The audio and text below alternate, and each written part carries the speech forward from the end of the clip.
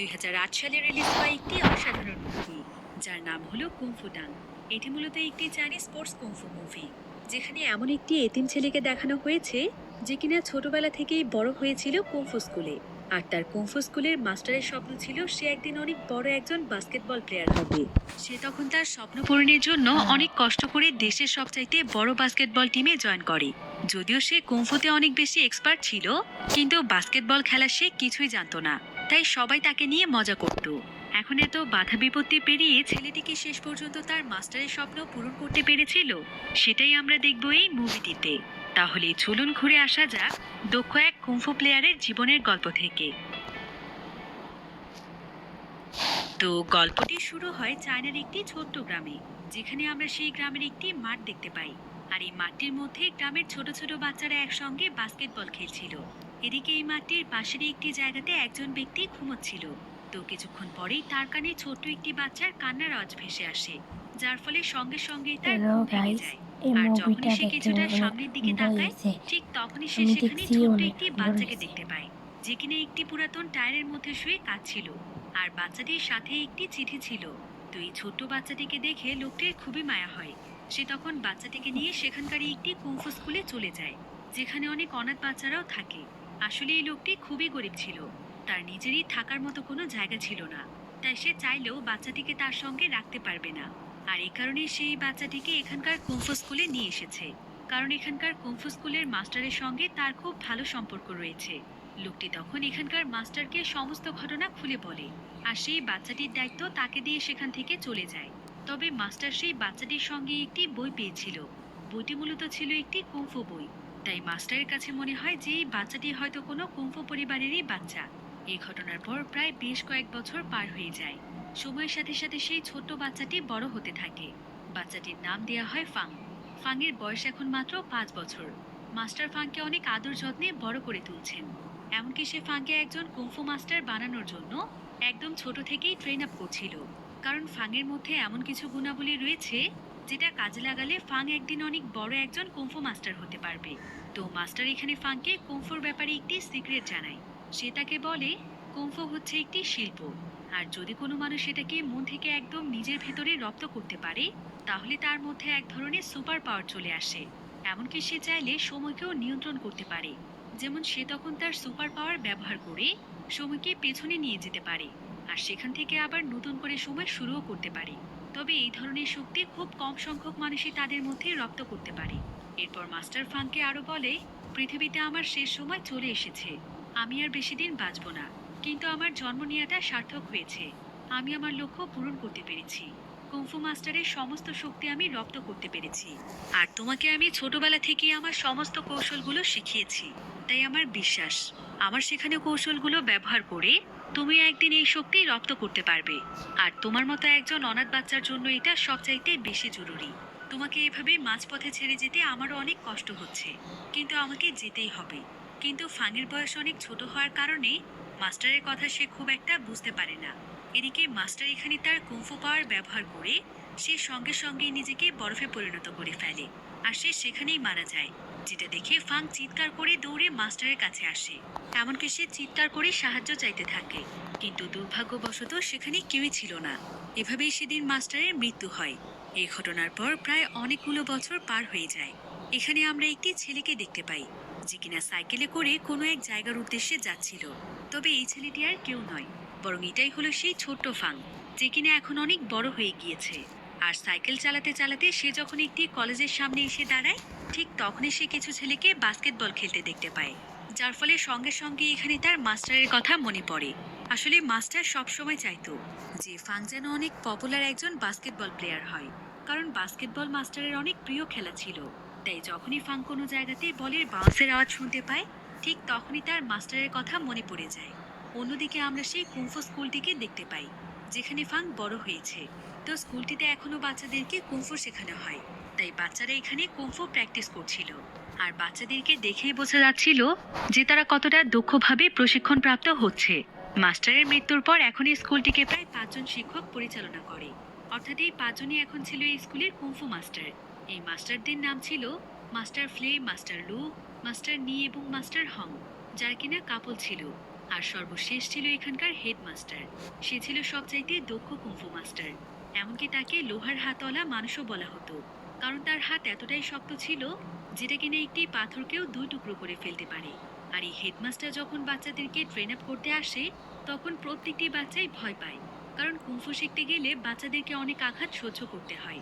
এমনকি বাধ্য হয়ে ফাংকেও এখনো তার কাছ থেকে কুংফু শিখতে হয়। আসলে হেডমাস্টার এখানে ফাংয়ের মাধ্যমে বাচ্চাদেরকে বোঝায় যে কিভাবে তারা তাদের প্রতিপক্ষের সঙ্গে লড়াই করবে। কিন্তু ফাং ছিল খুবই চালাক। সে হেডমাস্টারের সঙ্গে কুংফু প্র্যাকটিস করার আগে তার বুকের উপরে লোহার একটি শিল পরে আসে, যার ফলে হেডমাস্টারের কোনো আঘাতই তার শরীরে লাগে না। কিন্তু তারপরও সে এখানে ব্যথা পাওয়ার অভিনয় করে। কিন্তু ফাংয়ের এই কৌশলটি আজকে হেডমাস্টারের কাছে ধরা পড়ে যায়। হেডমাস্টার এতে তার উপর প্রচন্ড রেগে যায়। সে এখানে ফাংকে অনেক বকাবকি করে।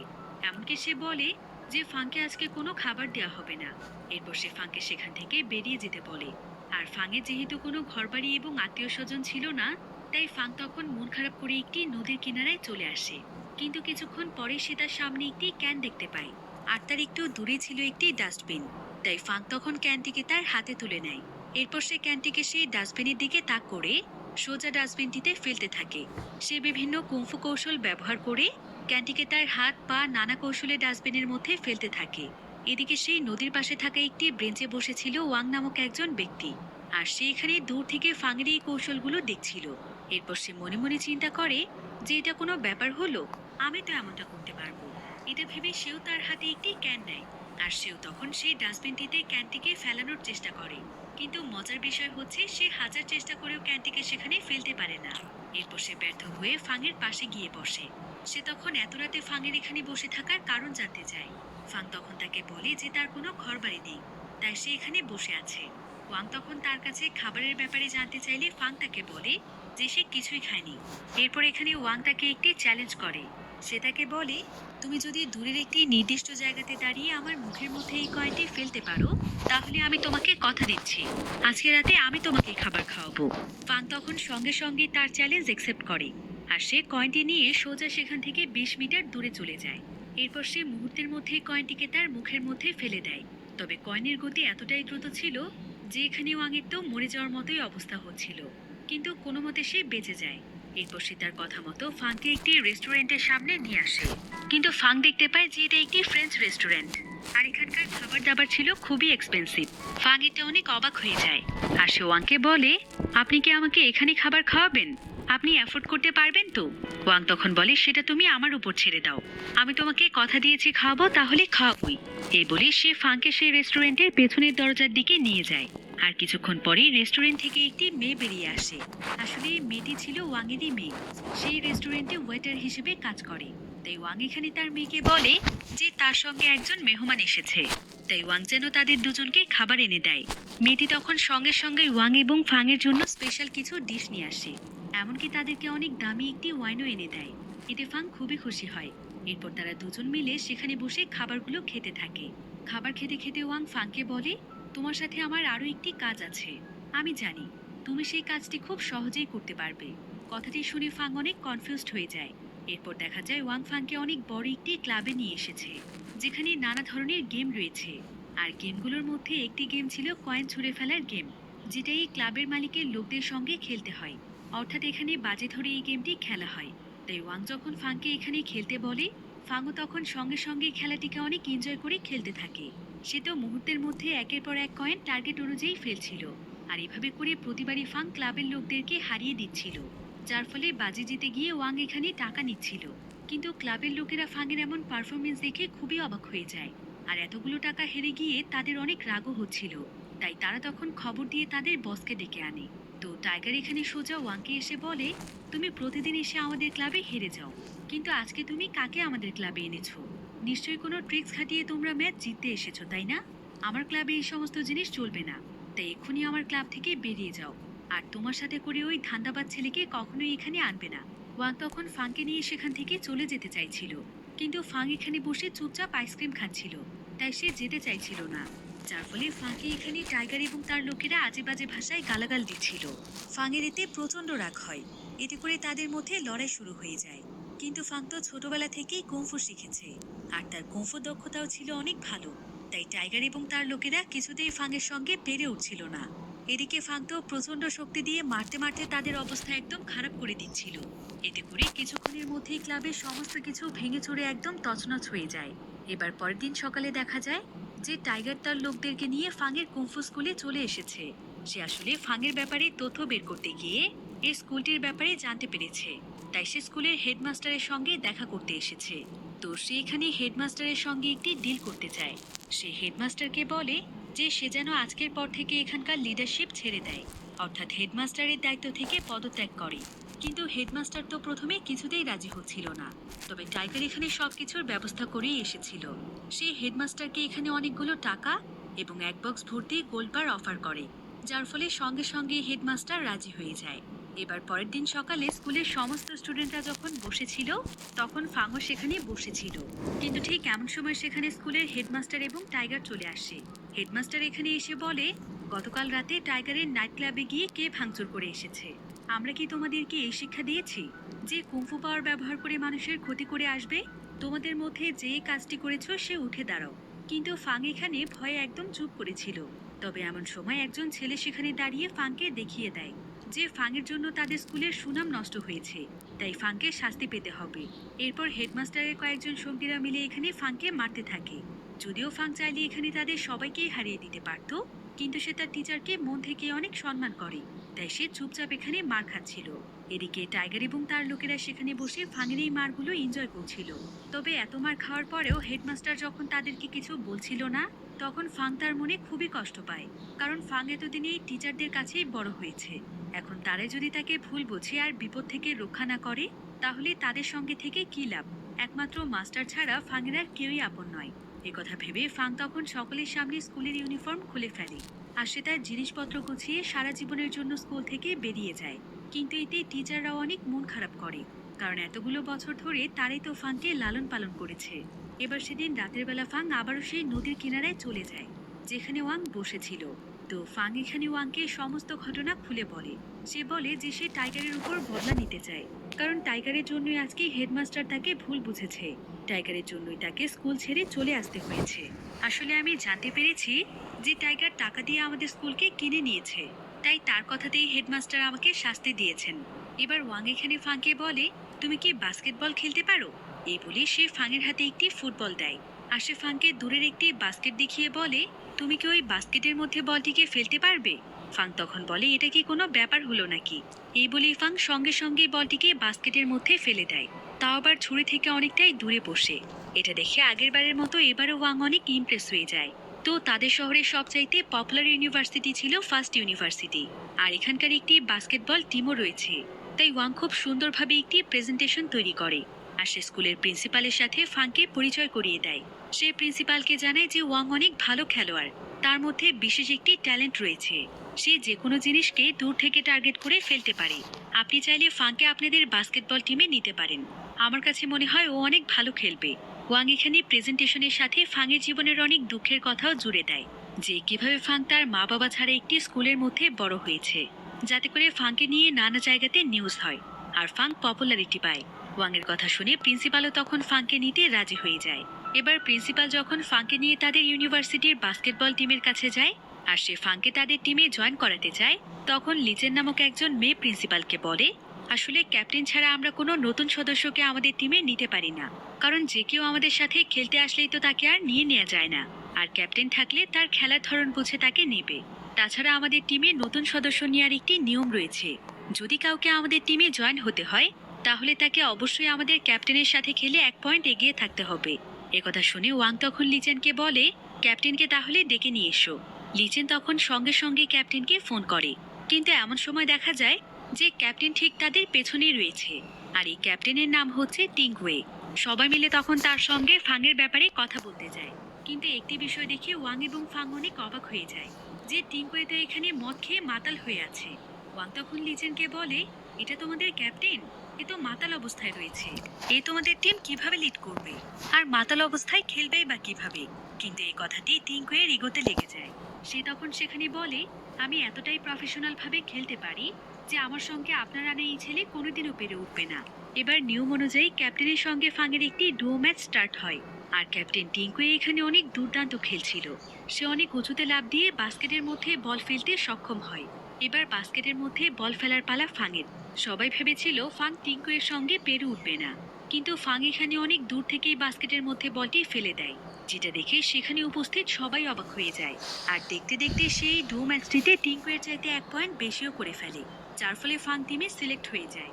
কিন্তু পরের দিন সকালে ফাং একটি নিউজ পেপার নিয়ে ওয়াংয়ের কাছে আসে। আর সে ওয়াংয়ের কাছে জানতে চায় যে সে এমনটা কেন করেছে। আসলে নিউজ পেপারে ফাংকে নিয়ে নিউজ করা হয়েছে। নিউজটি ঠিক এমন ছিল যে ফার্স্ট ইউনিভার্সিটির বাস্কেটবল টিমে নতুন একজন সদস্য এসেছে। সে অনেক কষ্ট করে বড় হয়েছে আর তাকে তার স্কুল থেকে বের করে দেওয়া হয়েছে। আর এজন্যই ফাং ওয়াংয়ের উপর খুবই রেগে যায়, কারণ তার কাছে মনে হচ্ছিল যে তার এই বিষয়গুলো নিয়ে সবাই তাকে বুলি করবে, আর সেই টিম হওয়ার কারণে সবাই তাকে দুর্বল মনে করবে। কিন্তু ওয়াং তাকে এখানে বোঝায় আর সে তাকে শান্ত হতে বলে। সে তাকে জানায় যে এই নিউজটি একদিন তার অনেক কাজে আসবে, এতে করে সকলের মনে তার প্রতি সিম্প্যাথি তৈরি হবে, যার ফলে সে যদি এই বাস্কেটবল টিমে ভালো খেলতে পারে তাহলে সারা দেশে তার নাম ছড়িয়ে পড়বে। কথা শুনে ফাং তখন তাকে আর কিছুই বলে না। এবার সেদিন প্র্যাকটিস শেষ করে ফাং যখন সেখানে দাঁড়িয়েছিল তখন সে টিঙ্কুয়েকে দেখতে পেয়ে তার কাছে ক্ষমা চাইতে যায়। আসলে টিঙ্কুয়ে মাতাল অবস্থায় তাকে এতিম বলে গালি দিয়েছিল, আর ফাংও তখন তার সঙ্গে খুবই বাজে ব্যবহার করেছিল। তাই সে তার ভুল বুঝতে পেরে তার কাছে ক্ষমা চায়। টিঙ্কুয়ে তখন তার সঙ্গে কথা বলতে শুরু করে, আর তাদের কথোপকথনের এক পর্যায়ে টিঙ্কুয়ে ফাংকে বাস্কেটবলের ব্যাপারে নানা ধরনের পরামর্শ দিচ্ছিল। সে এখানে ফাংকে বলে, বাস্কেটবল খেলায় সবসময় কে জেতে জানো? যে প্লেয়ার বাস্কেটের কাছে থাকে, কারণ এতে করে তার কাছ থেকে বাস্কেটের দূরত্ব অনেক কমে যায়। কিন্তু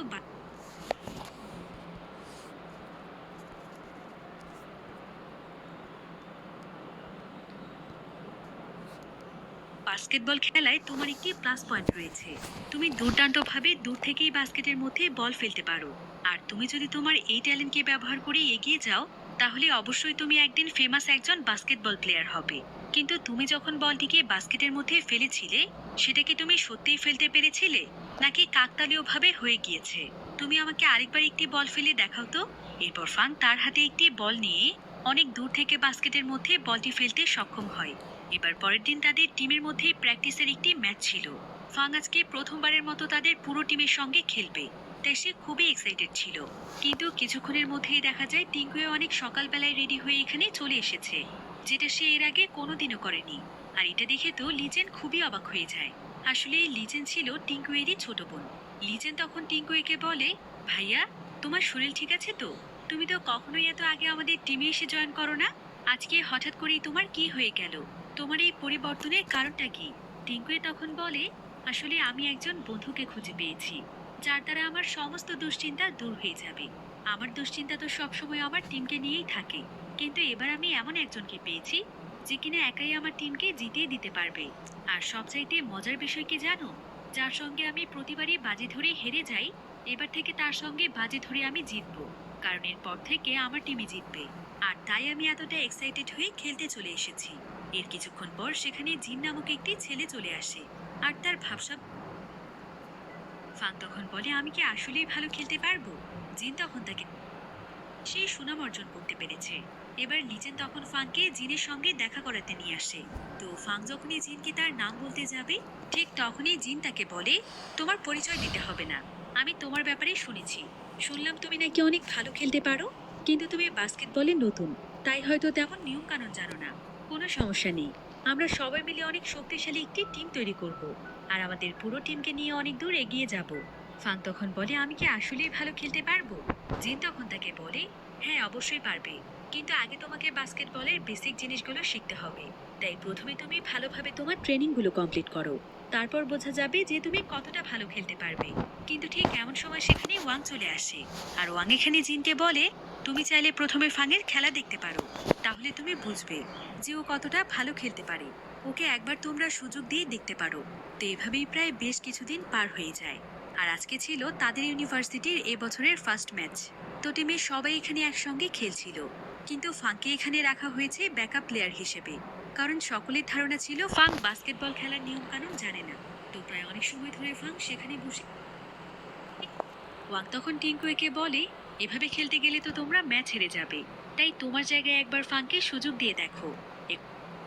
কিন্তু ফাংকে এখানে রাখা হয়েছে ব্যাকআপ প্লেয়ার হিসেবে, কারণ সকলের ধারণা ছিল ফাং বাস্কেটবল খেলার নিয়ম কানুন জানে না। তো প্রায় অনেক সময় ধরে ফাং সেখানে বসেই খেলা দেখছিল, তাকে খেলার কোনো সুযোগই দেয়া হচ্ছিল না। কিন্তু ওয়াং মনে প্রাণে চাইছিল যে ফাংকেও এখানে সুযোগ দেয়া হোক। এবার ব্রেকের সময় দেখা যায় তাদের টিমের ক্যাপ্টেন টিঙ্কুয়ে অনেক বেশি হাঁপিয়ে গিয়েছে। ওয়াং তখন টিঙ্কুয়েকে বলে, এভাবে খেলতে গেলে তো তোমরা ম্যাচ হেরে যাবে, তাই তোমার জায়গায় একবার ফাংকে সুযোগ দিয়ে দেখো। একথা শুনে ফাংকে এবার ম্যাচে খেলার জন্য সুযোগ দেয়া হয়।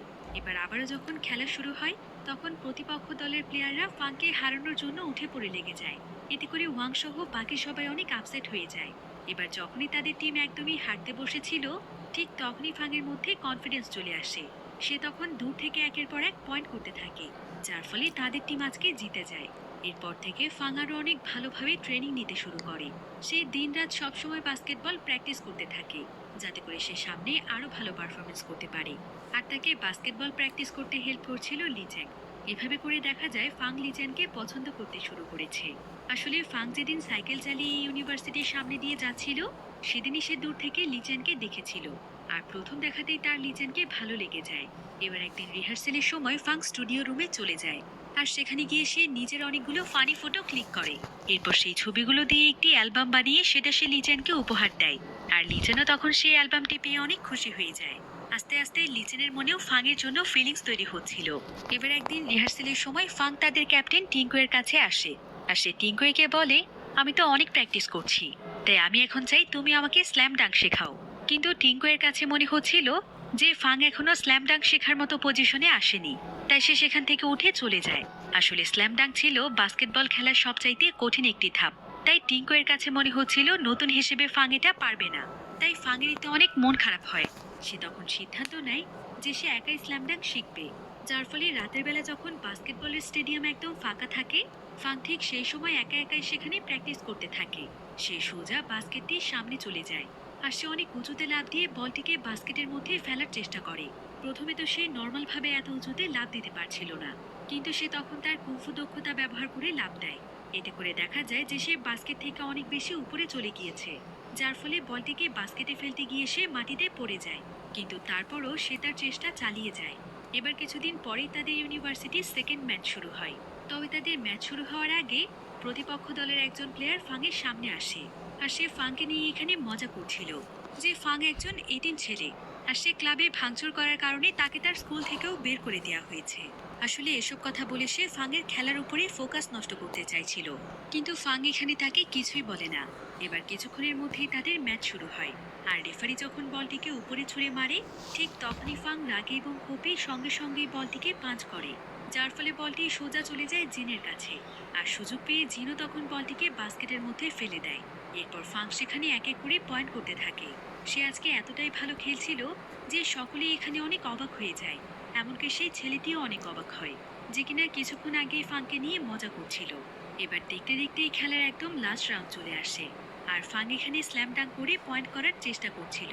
সে বিপক্ষ দলের প্রত্যেকটি প্লেয়ারকে পেছনে ফেলে সোজা বাস্কেটের কাছে এগিয়ে যায়, আর সে দুর্দান্তভাবে স্ল্যাম ডাঙ্ক করে বাস্কেটের মধ্যে বলটি ফেলতে সক্ষম হয়। এটা দেখে তো সকলেই একদম চমকে যায়। কিন্তু আগেরবারের মতো ফাং অনেক উঁচুতে লাফ দিয়ে ফেলেছিল, যার ফলে সে পয়েন্ট করতে পারলেও বাস্কেটের স্ট্যান্ডের সঙ্গে অনেক জোরে আঘাত পায়। কিন্তু তারপরেও ফাংয়ের এই পরিশ্রমের কারণে আজকেও তারা ম্যাচ জিতে যায়, যার ফলে সকলেই এখানে ফাংয়ের উপর খুশি ছিল। এরপর দেখা যায় ফাংয়ের জন্য তাদের পুরো টিম পরপর প্রায় কয়েকটি ম্যাচ জিতে যায়। আর ফাংয়ের এতটা ভালো পারফরমেন্সের কারণে নিউজ পেপার, টিভি চ্যানেল সমস্ত জায়গাতে ফাংয়ের ব্যাপারেই কথা হচ্ছিল। ফাং পুরো দেশে একদম ফেমাস হয়ে যায়, কারণ সকলের কাছে মনে হচ্ছিল যে যেই ছেলের বাস্কেটবল খেলার ব্যাপারে কোনো আইডিয়াই ছিল না, সে কিনা এত অল্প সময়ের মধ্যে এতটা ভালো পারফরমেন্স করছে। এটা সত্যিই অনেক আশ্চর্যজনক ব্যাপার ছিল। আর ফাংয়ের এই সফলতার জন্য ওয়াং সবাইকে নিয়ে একটি পার্টির আয়োজন করে। আর এই পার্টিতে ফার্স্ট ইউনিভার্সিটির সকল প্লেয়াররা মিলে ড্রিঙ্ক করছিল। কিন্তু এমন সময় ফাংয়ের কাছে জ্যাং নামক একটি ছেলে আসে, আর সে এখানে ফাংকে বলে, তুমি তো অনেক ভালো খেলো, কিন্তু তোমার কাছে কি মনে হয় না যে তুমি যেই টিমটিতে রয়েছো সেটা তোমার জন্য যোগ্য টিম নয়? তুমি চাইলে আরো অনেক ভালো টিমে খেলতে পারো। তুমি আমার টিমে চলে এসো, কারণ আমার টিমই তোমার জন্য সঠিক জায়গা। এরপর জ্যাং তাকে একটি কার্ড দিয়ে সেখান থেকে চলে যায়। কিন্তু জ্যাং আসলে এবার চলে আসে টিঙ্কুয়ের কাছে। সে টিঙ্কুয়েকেও তার টিমে নিতে চাইছিল, কিন্তু টিঙ্কুয়ে তো এখানে এত পরিমাণ ড্রিঙ্ক করেছিল যে তার কোনো হুঁশই ছিল না। তাই জ্যাং তখন সেখান থেকে চলে যায়। এদিকে যে ক্লাবে তারা সবাই পার্টি করছিল, ঠিক সেখানেই আমরা সেই ক্লাবের মালিককে দেখতে পাই, অর্থাৎ টাইগার, যার ক্লাবে ফাং ভাঙচুর করেছিল। আসলে জ্যাং নামক সেই ব্যক্তিটির টিম টাইগারের টিমই ছিল। তাই সে গোপনে গোপনে ভালো ভালো প্লেয়ারদেরকে তাদের টিমে আনতে চাইছিল, কারণ টাইগার এই টিমের উপর বাজি ধরে লক্ষ লক্ষ টাকা উপার্জন করে। আসলে লিজেনও টাইগারের সঙ্গে তার টিম নিয়ে বাজি ধরত, কিন্তু তার টিম হেরে যাওয়ার কারণে সে অনেক টাকা লস করেছে। তাই সে ফাংকে পাওয়ার পর লিজেনকে বলেছিল যে ফাংয়ের মাধ্যমে সে তার ম্যাচ জিতিয়ে টাকাগুলো উসুল করে নেবে। এদিকে আমরা দেখতে পাই টাইগার এই ক্লাবটিতে এসেছে, আর সে ওয়াংয়ের সঙ্গে দাঁড়িয়ে কথা বলছে। অন্যদিকে লিজেন এখানে ফাংয়ের কাছে আসে, আর সে ফাংকে জিজ্ঞাসা করে যে জ্যাং নামক সেই ব্যক্তিটি তার কাছে কেন এসেছিল।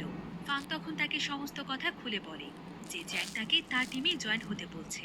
এবার লিজেন তাকে বলে, জানো, একসময় এই জ্যাং আমাদের টিমেরই একজন প্লেয়ার ছিল, কিন্তু একদিন ফাইনাল ম্যাচের আগে ছোটখাটো একটি ব্যাপারে সে অনেক রেগে যায়। সেটা ছিল 2 বছর আগে। আর তারপর থেকে সে আমাদের টিমের পেছনেই লেগেছিল। যখনই আমাদের টিমে কোনো ভালো প্লেয়ার আসতো, তখনই জ্যাংয়ের টিমের মালিক লোভ দেখিয়ে সেই প্লেয়ারগুলোকে তাদের টিমের জন্য কিনে নিত। এতে করে আস্তে আস্তে আমাদের টিমে শুধু দুর্বল প্লেয়াররাই ছিল, যার ফলে আমাদের এত পপুলার টিমটি সবচাইতে খারাপ টিমে পরিণত হতে থাকে। আর এই বিষয়টি আমার ভাই টিকুই কিছুতেই মানতে পারছিল না, কারণ সে শুরু থেকে নিজের হাতে একটু একটু করে টিমটিকে গড়ে তুলেছিল। আর এই স্বপ্নের টিমটিকে এভাবে ভেঙে পড়তে দেখে আমার ভাই পুরোপুরিভাবে ডিপ্রেশনে চলে যায়, যার ফলে সে তখন থেকে ড্রিঙ্ক করতে শুরু করে। আর সে এ ঘটনা থেকে এখনো বের হতে পারেনি। এরপর লিজেন ফাংকে আরো বলে, জানো ফাং, আমার না অনেক ভয় হচ্ছে, না জানি তুমিও লোভে পড়ে আমাদেরকে ছেড়ে তাদের টিমে চলে যাও। কিন্তু ফাং এখানে লিজেনকে বলে, তুমি ভুল ভাবছো, আমি তাদের মতো নই।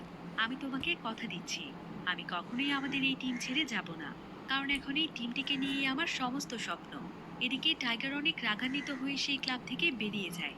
আর এখানে দেখা যায় ওয়াংয়ের নাক দিয়ে রক্ত পড়ছে। এটা দেখতে পেয়ে ফাং তখন দৌড়ে ওয়াংয়ের কাছে আসে, আর সে ওয়াংকে বলে, নিশ্চয়ই টাইগার তোমার গায়ে আঘাত করেছে, তাই না? এই বলি যখনই ফাং টাইগারকে মারতে যাচ্ছিল, তখন ওয়াং তাকে বাধা দেয়। আর সে তাকে বলে, তুমি ওদের পেছনে তোমার সময় নষ্ট করো না, তুমি শুধু তোমার খেলায় মনোযোগ দাও, তাহলে দেখবে একদিন এমনি তুমি তাদেরকে তাদের প্রাপ্য শাস্তি দিতে পারবে। এবার দেখতে দেখতেই তাদের ফাইনাল ম্যাচের দিন চলে আসে। আর আজকে ফার্স্ট ইউনিভার্সিটির বিপক্ষ দল ছিল টাইগারের দল। মূলত এই কারণেই টাইগার ফাং এবং টিঙ্কোয়েকে কিনতে চাইছিল, যাতে করে তার দল ম্যাচ জিতে যায়, কারণ প্রতিবারই এই দলের উপরে টাইগার বাজি ধরে থাকে। তো এবার কিছুক্ষণের মধ্যেই তাদের ফাইনাল ম্যাচ শুরু হয়। আর ম্যাচের প্রথম দিকে দেখা যায় যে টাইগারের টিমের প্লেয়াররা ইচ্ছে করে ফার্স্ট ইউনিভার্সিটির প্লেয়ারদেরকে ইনজুরি করে দিচ্ছে। তারা জেনে বুঝেই তাদেরকে আঘাত করছে, যাতে করে ম্যাচ তারা জিতে যায়। এভাবে করে কিছুক্ষণের মধ্যেই তারা টিম্পি এবং জিনের গায়েও আঘাত করে, যার ফলে ফার্স্ট ইউনিভার্সিটির দুজন ভালো খেলোয়াড়ই আর খেলতে পারছিল না। এখন সম্পূর্ণ ম্যাচ চলে আসে ফাংয়ের দিকে। ফাং তখন একাই ম্যাচটিকে জেতানোর চেষ্টা করছিল। তবে ফাং যখনই পয়েন্ট করার চেষ্টা করছিল, ঠিক তখনই তারা ফাংকেও বাকিদের মতো আঘাত করার চেষ্টা করছিল। কিন্তু ফাং তো অলরেডি ছিল একজন কুংফু মাস্টার, তাই ফাইটিং এর দিক দিয়ে তারা কেউই ফাংয়ের সঙ্গে পেরে ওঠে না। ফাং তার কুংফু দক্ষতা দিয়ে তাদের সবাইকে হারিয়ে দিচ্ছিল। এবার ফাং একাই তার টিমের হয়ে পয়েন্ট করতে থাকে, কিন্তু টাইগারের টিম অলরেডি 18 পয়েন্ট করে ফেলেছিল, যেটা ছিল তাদের টিমের থেকে অনেক উপরে। তাই ফাং তখন তার টিমকে জেতানোর আপ্রাণ চেষ্টা করছিল। কিন্তু ফাং যখনই সেখানে ভালো খেলছিল, ঠিক তখনই দেখা যায় কেউ একজন সেখানকার পাওয়ার সাপ্লাই ভেঙে ফেলে, যার ফলে সঙ্গে সঙ্গে সেখানকার ইলেকট্রিসিটি চলে যায়। আর এই সাময়িক সমস্যার কারণেই আজকের এই ফাইনাল ম্যাচটিকে 1 মাসের জন্য স্থগিত করা হয়। এতে ফাং অনেক বেশি হতাশ হয়ে যায়, কারণ সে কয়েকদিনে খুব ভালোভাবে প্র্যাকটিস করেছিল। এবার ফাং সেদিন যখন ওয়াংয়ের সঙ্গে বসেছিল, তখন সে ওয়াংকে জানায় যে ফাইনাল ম্যাচ খেলার সময় সে স্টেডিয়ামে দুজন মানুষকে দেখেছে। ফাং যখনই ভালো খেলছিল, তখনই তারা দাঁড়িয়ে লাফাচ্ছিল। আর ফাংয়ের কাছে মনে হচ্ছিল যে তারা দুজন হয়তো তার মা বাবা, আর তারা লুকিয়ে লুকিয়ে হয়তো তার ম্যাচ দেখতে আসছে। এবার ঠিক তখনই সেখানে জ্যাং নামক সেই ব্যক্তি চলে আসে, যে কিনা ফাংকে তাদের টিমে নিতে চেয়েছিল। তো সে এখানে ফাংকে জানায় যে টাইগার নাকি তার সঙ্গে ধোঁকাবাজি করেছে, তাই সে এখন ফাংদের টিমের উপর $5 মিলিয়ন বাজি লাগাতে চায়। সে এখানে ফাংকে বলে, আমি এখন তোমাদের টিমের পাশে আছি, তাই আমি চাই ফাইনাল ম্যাচটি তোমরাই জেতো, কারণ আমার বিশ্বাস যে তুমিই ম্যাচ জেতাতে পারবে। এবার ফাং ফাইনাল ম্যাচের জন্য নিজেকে আরো বেশি প্রস্তুত করতে থাকে। তো সে যখন প্র্যাকটিস করছিল, ঠিক তখনই ফাংয়ের সঙ্গে দেখা করার জন্য তার স্কুলের টিচাররা চলে আসে, কারণ ফাংয়ের চলে আসার পর তারা ফাংকে অনেক মিস করছিল। ফাং তার টিচারদেরকে দেখে অনেক খুশি হয়ে যায়। এরপর হেডমাস্টার এখানে ফাংকে বলে যে সে যা করেছে সেটা সে বাধ্য হয়ে করেছে, কারণ টাইগার তাদের স্কুলটিকে কিনে নিয়েছে আর সে এখন সেই স্কুলের হেডমাস্টার। আর সে সেদিন অনেক লোকজন নিয়ে হেডমাস্টারের কাছে এসেছিল, কিন্তু হেডমাস্টার যখন সেখানে তার পথ ছাড়তে রাজি হচ্ছিল না, তখন টাইগার এবং তার লোকেরা তাকে ভয় দেখিয়েছিল। সে আসলে সেই সোনা এবং টাকাগুলো নেয়নি, আর তারা এখন টাইগারের আন্ডারে সেখানে শিক্ষকতার কাজ করে। তাই সেদিন ফাংকে শাস্তি না দিলে টাইগার তাদের সবাইকে সেখান থেকে বের করে দিত। এবার ফাং এখানে তার 4জন টিচারকেই অনুরোধ করে যে ফাইনাল ম্যাচে তারা 4জন যেন তাদের টিমে খেলে, কারণ তারা সবাই কুংফুতে যেমন এক্সপার্ট, তেমন তারা বাস্কেটবল খেলতেও এক্সপার্ট ছিল। আর তারা চাইলেই তাদের টিমে খেলতে পারে, কারণ এখন ফাংয়ের টিমের সমস্ত খেলোয়াড়রাই ইনজুরিতে রয়েছে। তাই ফাইনাল ম্যাচ জেতাটা তাদের জন্য অনেক কঠিন হয়ে দাঁড়িয়েছে। কিন্তু টিচাররা এখানে ফাংকে বলে যে তাদেরও অনেক ভালো লাগতো যদি ফাংয়ের টিমের হয়ে তারাও খেলতে পারত, কিন্তু এটা এখন আর তাদের দ্বারা সম্ভব নয়। কারণ তারা যদি ফাংয়ের টিমে খেলতে আসে, তাহলে টাইগার তাদেরকে স্কুল থেকে বের করে দেবে, তাদের চাকরি চলে যাবে, আর তাদের তো সেই স্কুল ছাড়া যাওয়ার মতো কোনো জায়গা নেই। তাই তারা চাইলেও তাদের টিমে জয়েন হতে পারবে না। কিন্তু তারা ফাংকে কথা দেয় যে তারা তার টিমে খেলতে না পারলেও তার খেলা দেখতে নিশ্চয়ই আসবে। অন্যদিকে আমরা লিচেনকে দেখতে পাই। লিচেন তাদের টিম নিয়ে অনেক দুশ্চিন্তায় ছিল, কারণ সেদিনের ম্যাচে আঘাত পাওয়ার পর থেকে টিঙ্কোয়ের হাত কাঁপছিল, যেটা কিছুতেই ঠিক হচ্ছিল না। এবার এমন সময় সেখানে ফাং চলে আসে, আর ফাং এখানে লিচেনকে চিন্তা করতে নিষেধ করে। সে তাকে জানায় যে যেভাবেই হোক সেই ম্যাচটিকে জিতেই ছাড়বে। এরপর লিচেন এখানে ফাংকে জিজ্ঞাসা করে, ফাং, তুমি আমাকে পছন্দ করো তাই না? তাহলে তুমি আমাকে প্রপোজ কেন করছো না? কথা শুনে ফাং সঙ্গে সঙ্গে লিচেনকে প্রপোজ করে। এভাবে করেই তাদের ভালোবাসার সম্পর্কে শুরু হয়। এবার দেখতে দেখতেই ফাইনাল ম্যাচের দিন চলে আসে, কিন্তু আজকে ফাংদের টিমের সবচাইতে ভালো দুজন প্লেয়ার অর্থাৎ টিঙ্কুয়ে এবং জিন খেলতে পারবে না, কারণ তারা দুজন এখনো ইনজুরিতে রয়েছে। আর ম্যাচ শুরু হওয়ার আগে টাইগার এখানে বলে, ফার্স্ট ইউনিভার্সিটির টিম তো ল্যাংড়াদের টিম।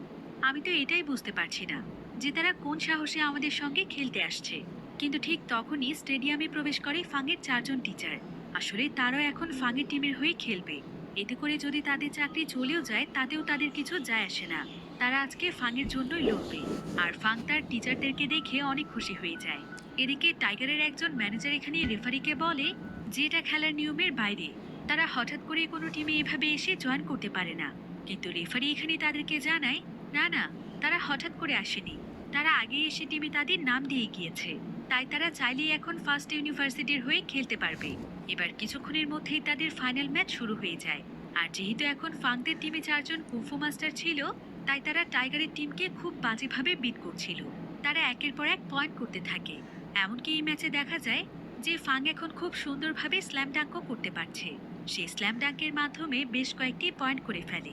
কিন্তু ফাইনাল ম্যাচে যে রেফারি ছিল তাকে আগেই অনেকগুলো টাকা দিয়ে কিনে রেখেছিল টাইগার। তাই সে এখানে ফাংয়ের টিমকে হারিয়ে দেওয়ার জন্য পুরোপুরিভাবে প্রস্তুত ছিল। তাই যখনই ফাংয়ের টিম জেতার পথেই ছিল, তখনই বারবার রেফারি ফাংয়ের টিমকে ফাউল দিচ্ছিল, কারণ বিনা কারণে রেফারি বারবার বাঁশি বাজিয়ে তাদের খেলার মনোযোগ নষ্ট করছিল।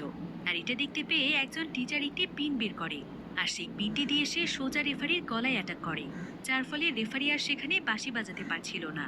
এদিকে টাইগারের ম্যানেজার এখানে একটি ইশারা করলে মাঠের মাঝখানে তাদের কিছু প্লেয়ার চলে আসে, আর তারা ম্যাচের মধ্যেই ফাংদের টিমের সবাইকে মারতে শুরু করে। এতে করে টিচাররা অনেক রেগে যায়। তারা তখন তাদের কুংফু পাওয়ার ব্যবহার করে তাদের সঙ্গে লড়াই করতে থাকে। এখন এই দুই টিমের মধ্যে প্রচন্ড রকমের লড়াই শুরু হলে সঙ্গে সঙ্গেই কিছুক্ষণের জন্য ম্যাচে বিরতি দেওয়া হয়। আর এমন সময় মাস্টার নি ফাংকে একটি চিঠি দেয়, যেটা ছোটবেলায় ফাংয়ের সঙ্গে কেউ রেখে গিয়েছিল। আর এই চিঠিটি পড়ে ফাং বুঝতে পারে যে এটা ফাংয়ের বাবার লেখা চিঠি।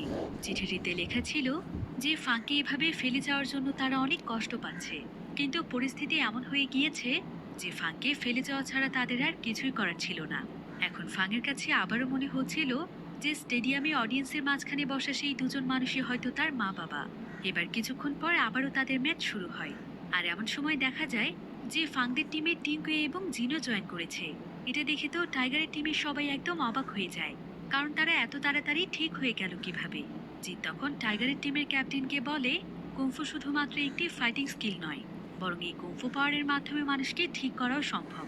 অর্থাৎ সেই 4জন টিচার মিলে তাদেরকে সুস্থ করেছে। এখন তাদের সবাইকে নিয়ে ফাংদের টিম ছিল অনেক শক্তিশালী একটি টিম, তাই তারা সবাই মিলে এখন খুবই ভালো খেলছিল। কিন্তু এবার খেলার মাঝখানে দেখা যায় একজন চিটারি করে একটি ব্যাট দিয়ে ফাংয়ের পায়ে অনেক জোরে আঘাত করে, যাতে করে ফাং স্ল্যাম ডাঙ্ক করতে না পারে। কিন্তু তারপরও ফাং খেলার আপ্রাণ চেষ্টা করছিল। এখন ম্যাচ জেতার জন্য তাদের আর মাত্র 2 পয়েন্টের প্রয়োজন ছিল। ফাং তখন দূর থেকে বলটিকে বাস্কেটের দিকে ছুঁড়ে মারে, কিন্তু যখনই বলটি বাস্কেটের মধ্যে পড়তেই যাবে, ঠিক তখনই রেফারি নিজে বলটিকে ধাক্কা মেরে ছুঁড়ে ফেলে দেয়। ওয়াং তখন চিৎকার করে বলে ওঠে, এটা তো চিটিং হচ্ছে। কিন্তু রেফারি তখন বলে, আমি একজন রেফারি, তাই আমি যা খুশি তাই করতে পারবো। এভাবেই চিটিং করে টাইগারের দল অনেকটাই এগিয়ে যায়। এখন দুই দলের সমান পয়েন্ট ছিল, তাই জিততে হলে এবার 1 পয়েন্টের প্রয়োজন। এবার ফাং যখন আবারও বাস্কেটের মধ্যে বলটি ছুঁড়ে মারে, রেফারি আবারও বলটিকে বাধা দেয়, যার ফলে টাইগারের টিম 1 পয়েন্ট করে ফেলে। এতে করে টাইগারের টিম জিতে যায়। আর তারা সবাই মিলে এখানে সেলিব্রেট করতে থাকে, কারণ তারা বাজিতে জিতে গিয়ে $5 মিলিয়ন জিতে গিয়েছে। কিন্তু এখানে ফাংয়ের প্রচন্ড রাগ হচ্ছিল। তবে এখানে ফাংয়ের তার মাস্টারের কথা মনে পড়ে যায়, যখন মাস্টার তাকে কুংফুর একটি সিক্রেট বলেছিল যে যদি কোনো ব্যক্তি মন থেকেই কুংফু পাওয়ারকে নিজের ভেতরে রপ্ত করতে পারে, তাহলে সে চাইলে সময়কে পিছিয়ে নিতে পারবে। এবার ফাং সেখানে দাঁড়িয়ে মাস্টারের মতো করে সেই কুংফু পাওয়ার ব্যবহার করার চেষ্টা করছিল। আর সে মন থেকে যখনই এই পাওয়ারটিকে সঠিকভাবে ব্যবহার করতে পারে, ঠিক তখনই সেখানে সময় থেমে যায়। আর ফাং তখন সময়কে কিছুটা পিছিয়ে নেয়। যখন ফাং বলটিকে ছুঁড়ে মারছিল, তো ফাং আবারও বলটিকে একটু অন্যভাবে ছুঁড়ে মারে, যার ফলে টিঙ্কুয়ে তখন বলটিকে বাস্কেটের মধ্যে ফেলতে যায়। আর এবার রেফারি যখন বলটিকে আবারও ছুঁড়ে ফেলতেই যাবে, ঠিক তখনই ফাং তাকে বাধা দেয়, আর টিঙ্কুয়ে বলটিকে বাস্কেটে ফেলতে সক্ষম হয়। তারা সবাই মিলে তখন সেখানে সেলিব্রেট করতে থাকে। ওয়াংও এখানে ফাংয়ের উপর প্রচন্ড খুশি ছিল, কারণ তার জন্যই আজকে তারা এই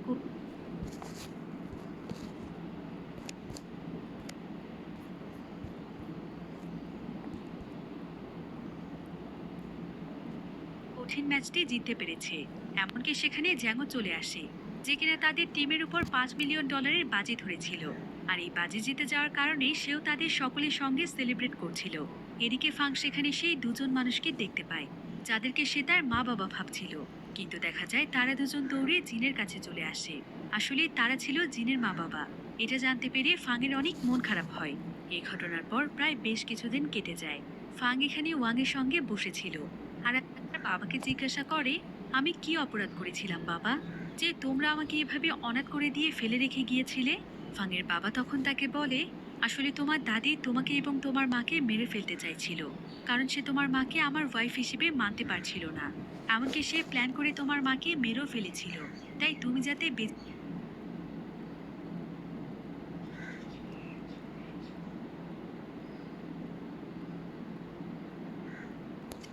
এরপর আমি বিদেশ চলে গিয়েছিলাম, আর সেখানে গিয়ে আমি শুধুমাত্র তোমার জন্যই অনেক টাকা উপার্জন করেছি। আর আমি আমার সমস্ত সম্পত্তি তোমার নামে লিখে দিয়েছি। এখন এই সব কিছুর মালিক তুমি। তুমি দয়া করে আমার সঙ্গে চলো। কিন্তু ফাং ওয়াংকে ছেড়ে কোথাও যেতে চাইছিল না।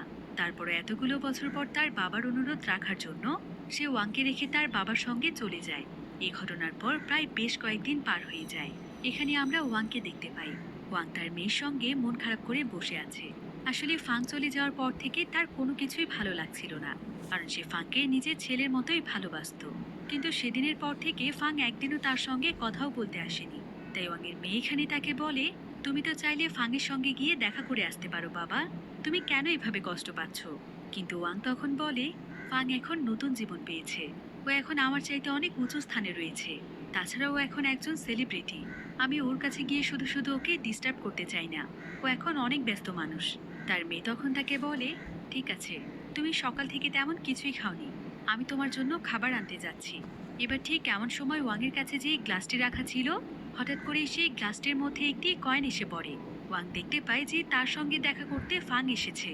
ফাং তখন ওয়াংকে বলে, তুমি আমাকে ভুলে গিয়েছো তাই না? একটা বারের জন্য আমাকে দেখতে পর্যন্ত যাওনি। জানো ওখানে থাকতে আমার কত কষ্ট হয়েছে, তাই আমি সবকিছু ফেলে রেখে এখানে চলে এসেছি। আমি আর কখনোই ওখানে যাব না। আমার আসল বাবা তো তুমি। তুমি আমার আপন না হয়েও আমাকে আগলে রেখেছো। আমাকে ফেমাস বাস্কেটবল প্লেয়ার বানিয়েছো। যে আমাকে ফেলে রেখে গিয়েছে সে কখনোই আমার বাবা হতে পারে না। তুমিই আমার বাবা। এই এতিমকে এভাবে